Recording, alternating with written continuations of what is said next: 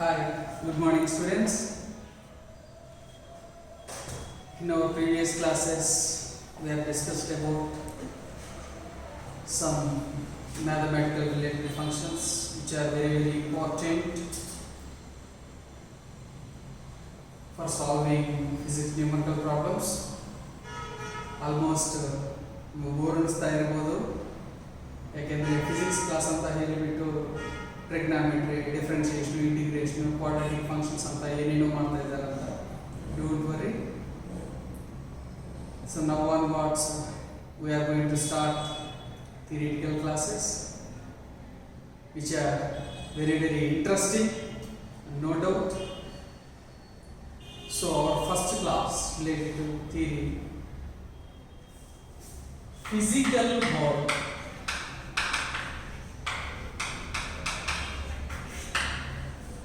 Actually, there is no weightage for this chapter in the point of NEET exam or in the point of JEE mains. But it's very important to understand the basic information which is related to physics in our daily life. As usually, all of you know very well, if I want to see and enjoy cricket match, if I want to play, first of all I want to know the basic rules in that, right?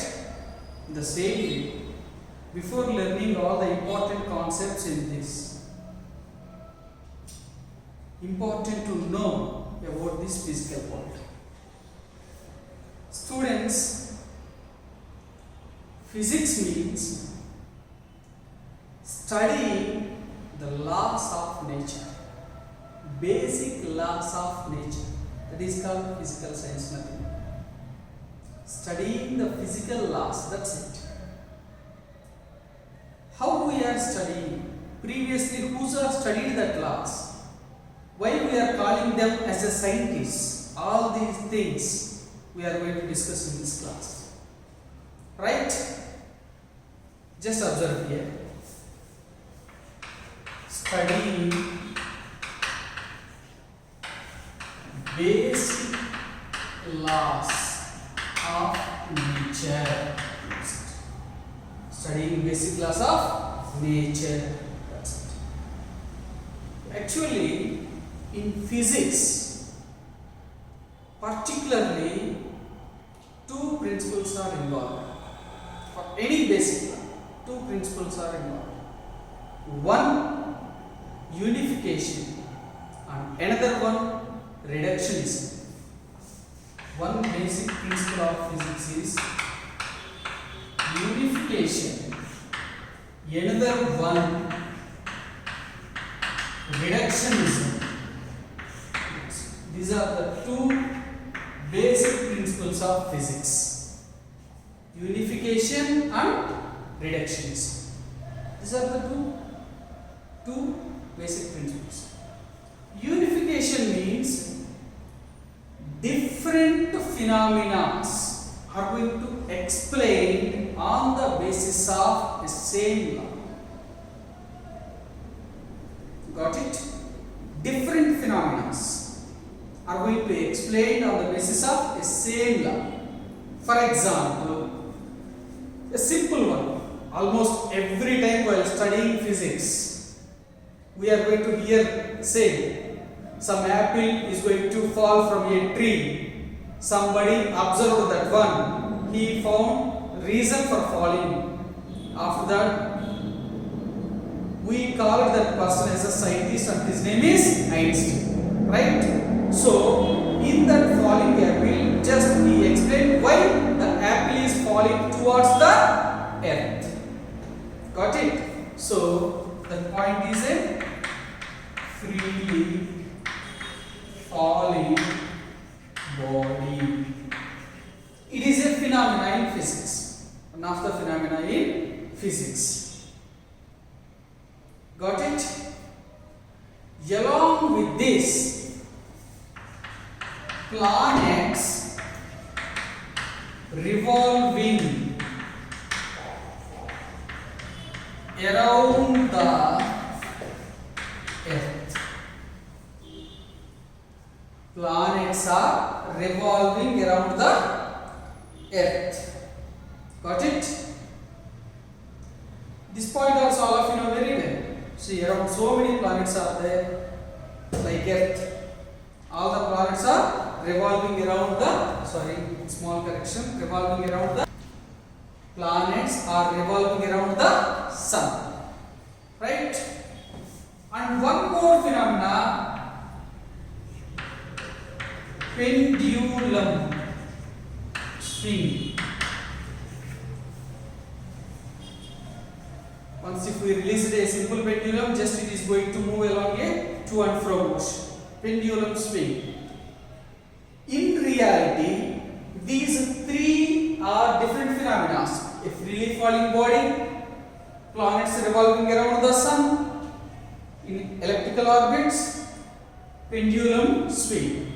All these different phenomena are explained on the basis of law of gravitation.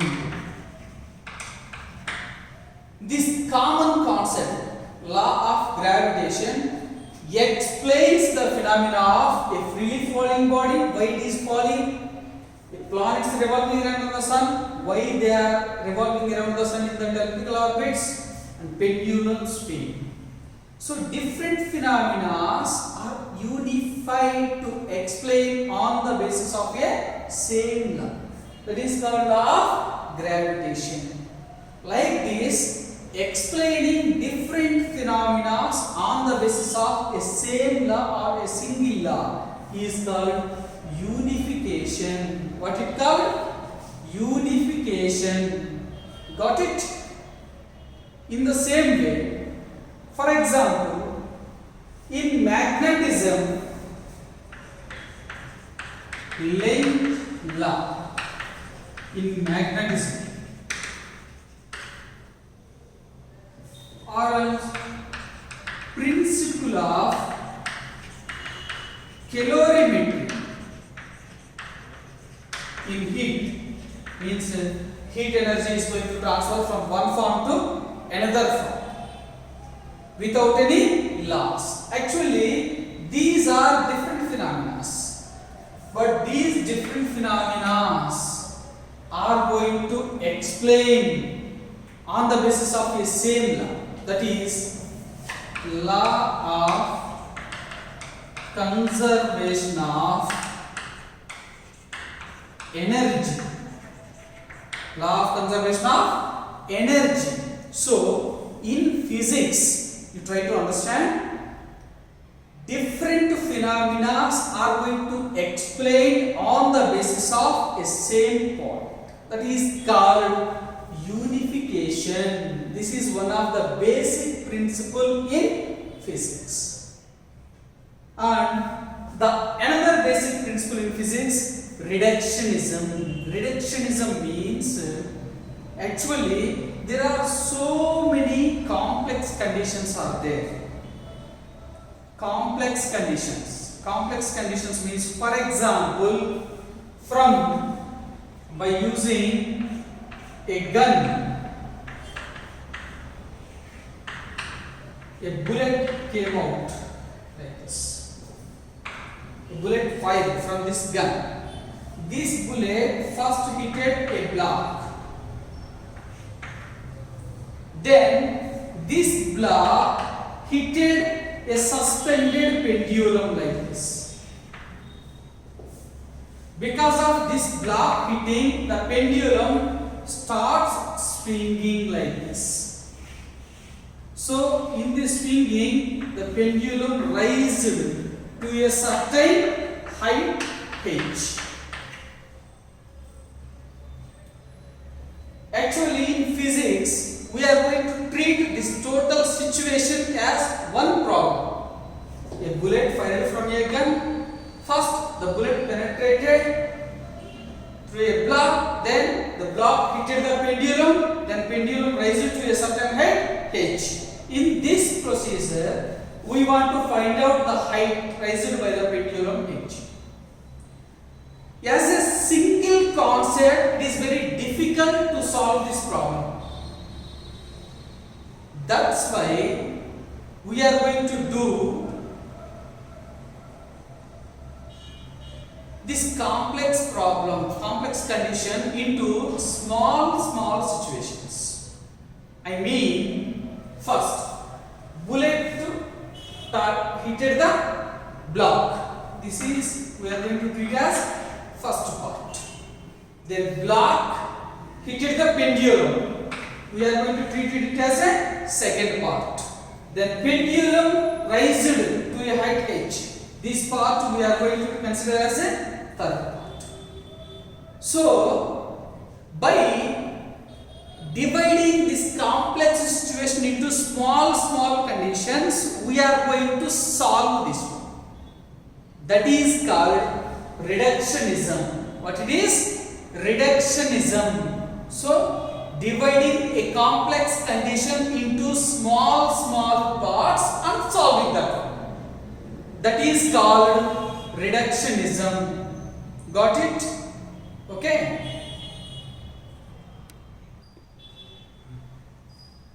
Okay. Now, all the available topics in physics are basically classified into two categories.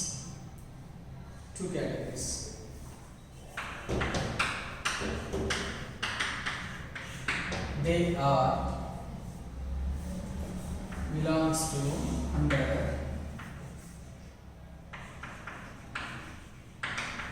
classical physics and another one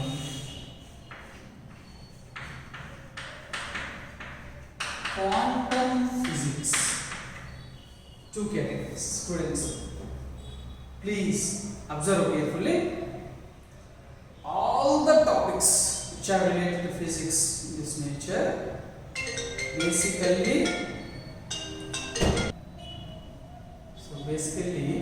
all the topics which are related to physics belongs to two categories. One classical physics, another one quantum physics. Sometimes we are going to consider as the classical physics as macroscopic physics.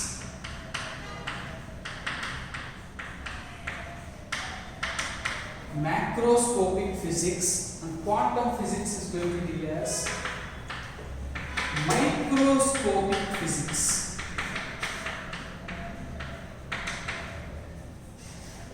Macro, micro. Simple thing.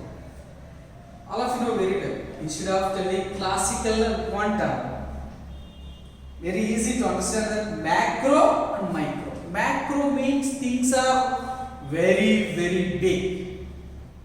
Micro means things are very small, sometimes unable to view with our eyes, like electrons, protons, nucleons, rays, waves, like that. All they are belongs to micro. Engines, refrigerators, vehicles, wheels, rotation, ships, all these big things are related to macro. That's why this is called macroscopic physics and that is called microscopic physics. Again, this macroscopic physics divided into four parts particularly. In that, first part, mechanics. Another one, thermodynamics. Third one, electromagnetism. And fourth one, optics. These are the four branches of classical physics. So what are the main four branches of classical physics? Mechanics, thermodynamics, electromagnetism and optics. Got it? And in this particularly mechanics and thermodynamics we are going to study in first PUC.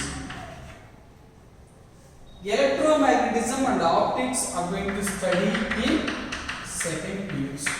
Even quantum physics, nothing but microscopic, or sometimes we are going to call it as modern physics. This one also we are going to study in second PUC. Got it? So, in this, again, what are the subtopics are there and how they are related to our daily life? Just see once. Got it? In mechanics, for example, we are going to study regarding motion of an object. Sometimes it is freely falling, sometimes it is going to thrown body, and sometimes it is going to thrown vertically upward, like the different conditions. All these cases are going to study in kinematics. So in kinematics we are going to study the motion of an object without considering its reason.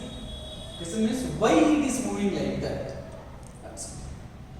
Again, in this mechanics, another subtopic is called dynamics. Actually, in dynamics also we are going to observe and study the motion. Here we are going to study about reason for that motion. Why it is moving like that. The reason we are going to study in dynamics. In the same way, another subtopic in this friction. Friction. All these are related to our daily life. For example, every day we are eating food with our hands. How it is possible to take food from the plate and how we are putting it on our mouth? Because of friction in between our fingers and the food. And now, for example, I am writing chalk piece on this board. How it is possible? Because of friction. In the same way, rotatory motion. Rotatory motion. Wheels are revolving. Vehicles are moving. We are making roads without sliding down the vehicles. How without sliding down the vehicles all are moving safely on this Bangalore road? Because of the roads are made with angle of banking. Angle of banking. So these regarding the concepts of this wheel rotation we are going to study in rotatory motion. Got it? Along with this, for example, fluid mechanics. Fluid mechanics. How the fluid is going to move from one place to another place.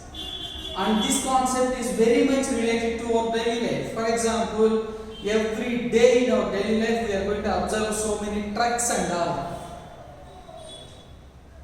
Almost in huge quantity sand or cement or something, or we are transporting through trucks. And after reaching that particular place, through these trucks, we want to pour that sand on a particular place. While pouring like that, back part of the truck, just it is going to lift like this. Then all the sand comes down. How it is possible to lift that? With our hands we are not doing. Almost we are unable to do because say huge weight. We are unable to lift it, even though by pressing one small button, simply the truck is going to lift like this and then it is going to pour down. For lifting like that, concept involved in that is fluid mechanics. And one more important in this, surface tension. surface tension, floating objects on the surface of water like ships, boats or some other materials are floating on the surface of water. How it is possible? All that concepts are related to surface tension. Like this, all these concepts are 100% related to our daily life. Got it? In the same way, another one, thermodynamics. In thermodynamics, we are going to discuss about heat and also heat engines and refrigerators and about black bodies, which are very much related to our daily life. All these we are going to discuss in thermodynamics. In the same way, in electromagnetism, we are going to discuss about current, electric current, electric field, electric potential. Got it? Almost. Generators and also about motors, how they are working, how they are lifting water from ground to required place. All these things we are going to discuss in electromagnetism. In the same way, in optics, we are going to discuss about light, and we are going to discuss about lenses, and we are going to discuss about mirrors. It's like that, which are related to our daily life. All these concepts are completely discovered and working on the basis of this physics. In the same way, in quantum physics, we are going to discuss about nucleus, X-rays, atoms, waves, like this. Really, these are also very much related to our daily life. Okay? Waves. Along with this, the important one, semiconductor devices. Very, very important one. The concept which is changed this modern world completely. Semiconductor devices. Yes, confidently I am going to say, because of this concept, the modern physics, this modern world is changing. Because physics and technology and the society development are interlinked. If there is no development in physics, no development in this society. No development in technology. If technology developed, if society developed because of only physics. A simple thing. When we start studying the basic laws of physics, which are related to electricity and semiconductors and conductors,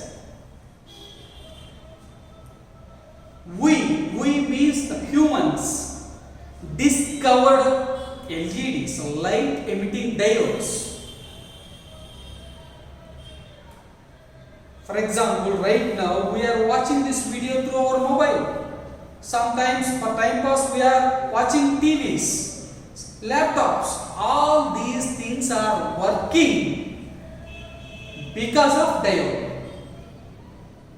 These diodes are discovered on the base of semiconductor device concept.